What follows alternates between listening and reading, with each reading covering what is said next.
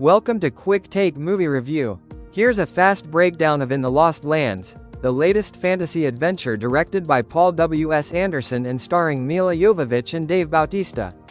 In the next few minutes, we'll cover the plot, performances, and overall impact to help you decide if this adaptation of George R.R. Martin's short story is worth your time. In the Lost Lands is a 2025 fantasy film that follows Grey Allies, Milla Jovovich, a formidable witch hired by a queen to venture into the treacherous Lost Lands in search of a magical power. Accompanied by the skilled warrior Boyce, Dave Bautista, they confront numerous perils, including deadly creatures and enigmatic forces, challenging their resolve and morality.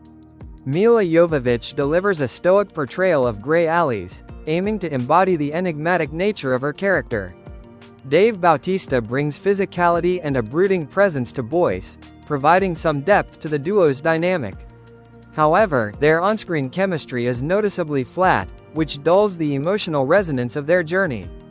Paul W. S. Anderson attempts to create an otherworldly, dystopian setting with a blend of modern and medieval aesthetics, but the execution falls short.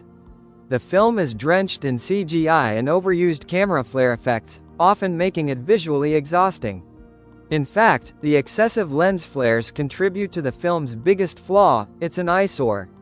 At times, In the Lost Lands evokes memories of Priest, 2011, another post-apocalyptic fantasy that, despite its flaws, at least managed to be stylistically coherent and somewhat watchable.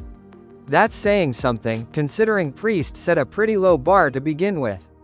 Critically, the film has received mostly unfavorable reviews. While some have acknowledged its ambition and effort to bring George R.R. Martin's short story to life, the general consensus leans toward disappointment. Critics cite incoherent storytelling, weak character development, and an over-reliance on digital effects that rob the world of any tangible weight or atmosphere. It currently holds a 24% rating on Rotten Tomatoes, reflecting the widespread discontent. Audience reactions mirror the critics' sentiment.